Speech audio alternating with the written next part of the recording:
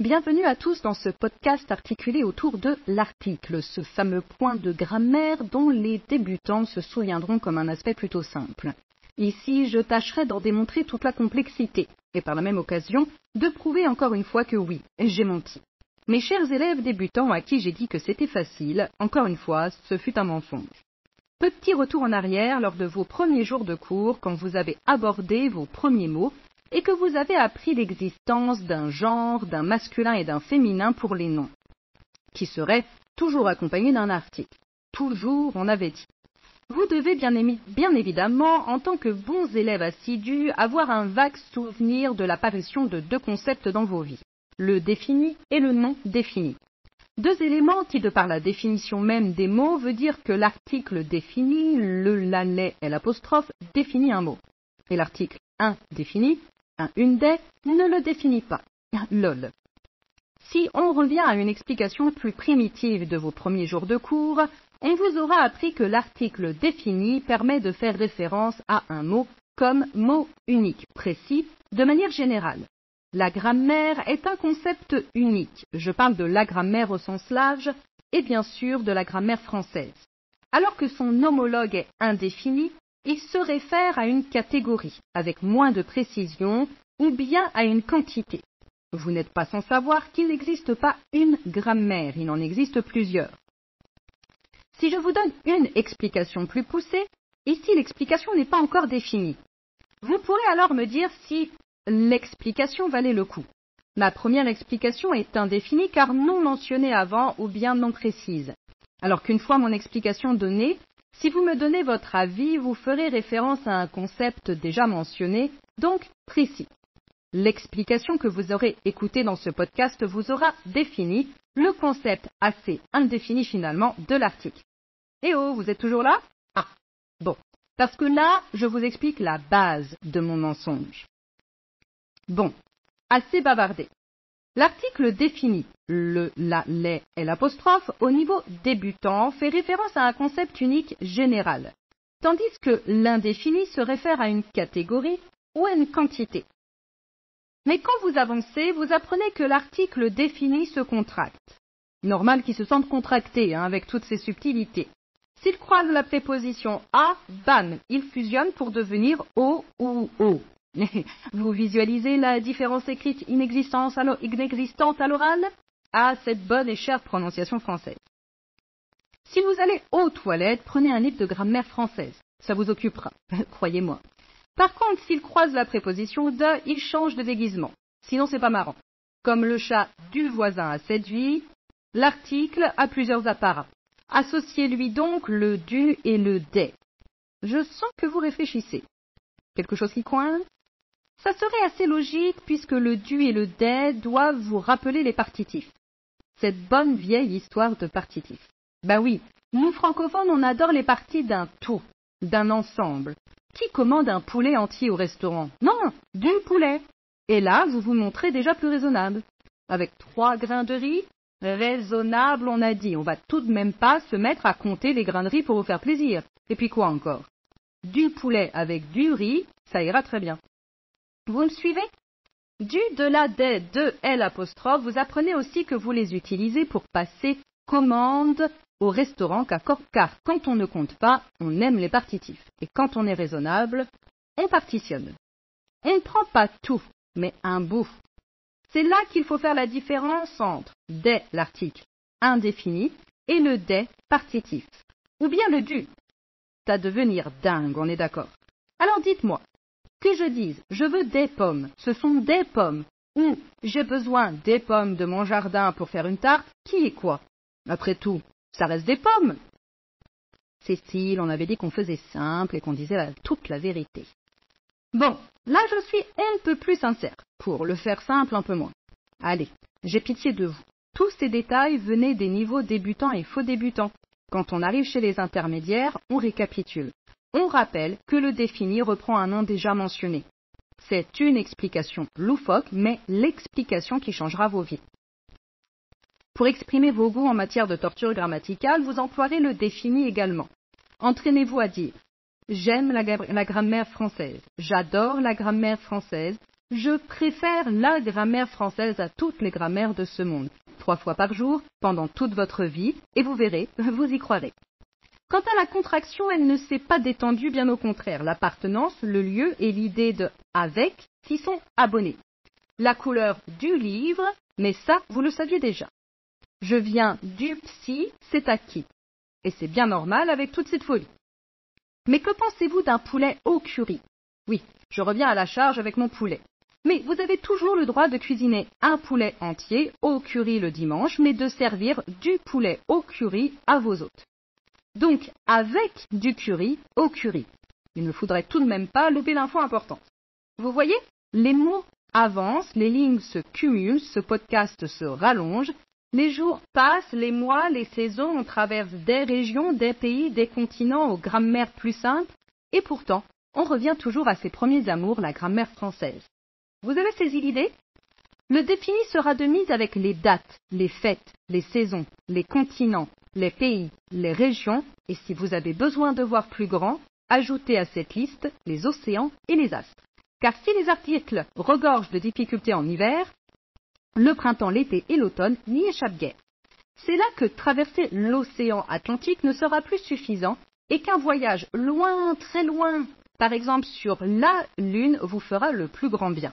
Que vous soyez le comte de la grammaire française ou le président de la grammaire absurde. Les titres vous suivront ainsi que la matière, les notions et les idées. Impossible de fuir sans le bonheur ou l'argent qui vous seront indispensables pour atteindre le cosmos de la paix éternelle. Mesurez-vous l'ampleur de la difficulté? Tiens, puisque nous parlons de mesure, sachez pour votre plus grand bonheur que celle-ci est définie. Le litre ou le mètre défile à des kilomètres à l'heure. Tout comme ce point de grammaire qui dégaine ses nombreuses particularités, tant et si bien que la tête de mes apprenants va exploser. Tenez, en parlant de tête, ne la perdez pas. Elle et le reste de votre corps sont définis. Défini, l'article défini, il en prend de la place. Mais ne vous inquiétez pas. Pour plus d'équité dans ce podcast, passons à l'indéfini. Vous connaissez et maîtrisez. Si, un peu d'humour ne fait jamais de mal. Vous maîtrisez la plupart de ces caractéristiques. Mais, comme sus mentionné, le complément du nom reste une énigme. Ainsi, si on a étudié des exemples précis et que vous avez reçu des nouvelles précises de ces articles et qu'on a fait le tour d'un point de grammaire qui semblait simple, il y a un ensemble d'apprenants qui font montre d'un courage fou. Vous voyez, l'indéfini est utilisé quand le nom est caractérisé par un adjectif, des exemples précis, par un complément du nom, des nouvelles précises, de ces articles, ou même une proposition relative, un point de grammaire qui semblait simple, ou encore avec il y a, c'est, ce sont, il existe, ou pour limiter qualitativement des notions abstraites telles que faire montre d'un courage. De courage, vous en avez. Mais vous reste-t-il encore de la force? Souvenez-vous du début de ce podcast, quand je vous disais que les noms seraient toujours accompagnés d'un article? J'ai encore menti. Même si mon conditionnel serait accompagné annoncer une probabilité très faible. Les absences de l'article sont excusées en cas de négation. Ça, vous le saviez aussi. Pas d'article quand c'est négatif. Il y a un article quand la phrase est affirmative, mais il n'y a plus d'article quand celle-ci est négative. Sauf pour ce n'est pas. Par exemple, l'article indéfini ce n'est pas un ami, mais sans article, la phrase est triste. Vous avez entendu? Il n'y a aucun article avec sans, et c'est bien pareil avec aucun. Mais on s'amuse, n'est-ce pas? Sur les affiches, ils disparaissent aussi. Défense de rire pendant le cours de grammaire. Interdiction d'abandonner ce podcast. Obligation de persévérer avec les articles. Podcast de grammaire absurde. Négation, préposition sans, adverbe aucun, affiche, énumération, pas d'article. Vous vous rendez compte de la taille de mon mensonge initial? Ne m'en voulez pas. Si j'avais dit la vérité dès le départ, vous seriez parti en courant. Il y a beaucoup d'exceptions. Il existe peu de cas qui suivent la règle. et c'est la raison pour laquelle peu d'apprenants persistent dans cette folie. Vous arrivez à quelle conclusion avec tout ça? Qu'avec la quantité, on ne met pas d'article, juste de ou des apostrophes. Mais non, le litre, le mètre, l'heure, ce ne sont pas des quantités, mais des mesures. Plus j'avance dans ce délire des articles, et plus je me sens nostalgique. Les souvenirs de mes premiers cours de français pour étrangers, des débutants pleins d'illusions et de rêves, mais surtout de faux espoirs, convaincus que les rumeurs sur les difficultés du français n'étaient que ça, des rumeurs venant de personnes jalouses. Au fur et à mesure que les jours avançaient, que les cours continuaient et montaient en complexité, leurs espoirs et illusions reculaient. Cela dit, quel havre de paix ces premiers cours où tout est simple. Un verbe tout mignon du premier groupe avant la tornade des verbes du troisième groupe. Les articles avant un nom, masculin, féminin, pluriel, mais ça se complique vite car ils changent selon le niveau de définition, défini ou indéfini, telle est la question. C'est là que les yeux s'ouvrent, qu'une lumière s'allume là-haut, au-dessus des têtes pour comprendre qu'en français, rien, absolument rien, n'est simple, pas même un article inoffensif.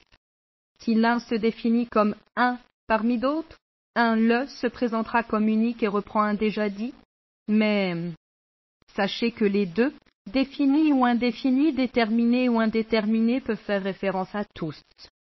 Regardez, que vous disiez un article me torture ou bien l'article me torture, vous affirmez en fait que tous les articles vous torturent. Ils généralisent, mais des nuances s'installent. Les articles en français sont complexes. Je généralise pour dire, en gros, tous les articles sont complexes. En même temps, c'est vrai. Mais quand ils se multiplient, celui-ci multiplie également sa complexité. Quoi? On ne vous avait pas dit que pour parler français, il fallait maîtriser les calculs de base? Je rigole intérieurement. Des, c'est plus de un, mais pas tous. Et les, c'est tous. Attention, le des devient de, si le verbe utilise la préposition de ou des apostrophes. Quand vous écrivez, ornez vos phrases d'articles et remplissez-les de verbes compliqués. Vos lecteurs devront s'entourer de dictionnaires et grammaire française. Ils passeront de pleurer de joie en découvrant l'originalité de vos écrits à mourir de désespoir en constatant la complexité de l'orthographe française. Mais ne vous inquiétez pas, il s'agit là d'un manque de pratique et d'un besoin d'étude. Alors, vous avez relevé ces verbes suivis de ou des apostrophes et d'un nom. Vous pouvez y ajouter le manque, la perte ou le besoin. Et pourquoi pas aussi un de ou des apostrophes quand vous mettez d'abord l'adjectif et ensuite le nom. Quelle idée aussi.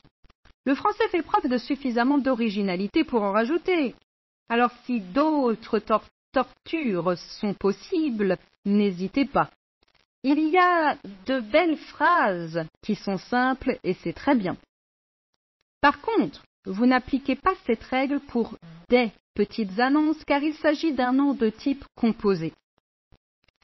Ah, et le casse-tête continue et s'amplifie car si le nom est complété d'un nom, pour ajouter une idée générale, restez-en au de.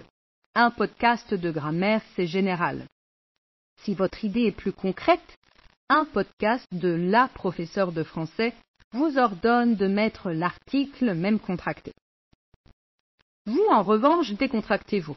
Ou je vais vous achever de suite. Si le premier nom est marié à un article défini, le deuxième qui le caractérise sera indéfini. Ainsi, le livre d'un prof de français finit vite aux oubliettes. Au risque d'en perdre la tête, alouette. Dans ce cas-là, on fait référence à tous les livres. Il en sera de même quand le premier nom est marié à un article défini ou indéfini, et que le deuxième nom s'est débarrassé de l'article. On exprime encore une généralité. Le podcast de grammaire, un podcast de grammaire. Dans les deux cas, on parle de tous les podcasts. Par contre, si vous mettez deux fois un article défini, vous parlez de quelque chose de particulier. Le podcast de la prof, son podcast. Je réalise qu'il y a pas mal de difficultés dans cette affaire de complément de nom et qu'il faut avancer avec prudence, sans article, dans cet épais brouillard. La plupart des apprenants s'articulent autour d'un article alors que les autres quantités s'en désarticulent. pendant que la provenance masculine a besoin d'y être rattachée. Voyez-vous, voyez par vous-même, la grammaire de la France est légèrement différente de la grammaire du Sénégal. L'appartenance, au contraire, se lie toujours d'amitié à l'article. Le français de la France du Sud ou du Nord est pareillement compliqué. Seul le soleil apportera un peu de chaleur à votre cerveau en ébullition. Et la migraine vient bien de France ou de tout pays francophone. Je vous l'avais bien dit, il faut avoir du courage pour se jeter corps et âme dans cette langue articulée autour des difficultés et des exceptions. Mais elle a tout de même du charme, non? Vous ne semblez pas fou de joie. Bah quoi? Les expressions? Oh, petit bonheur la chance. Créer du travail pour votre cerveau est essentiel pour maîtriser ces subtilités linguistiques. C'est un peu comme faire la cuisine. Vous devez mélanger les ingrédients avec précision pour obtenir un résultat délicieux. Par contre, il vous faudra faire de l'ordre et cette action, quand il s'agit de la grammaire française, est infinie. Cela peut parfois sembler être une tâche ardue, mais rappelez-vous, faire de l'ordre dans vos connaissances grammaticales est un investissement précieux dans votre compétence linguistique. Avoir le temps de pratiquer régulièrement est la clé pour avoir du temps pour s'amuser, à parler en français par la suite.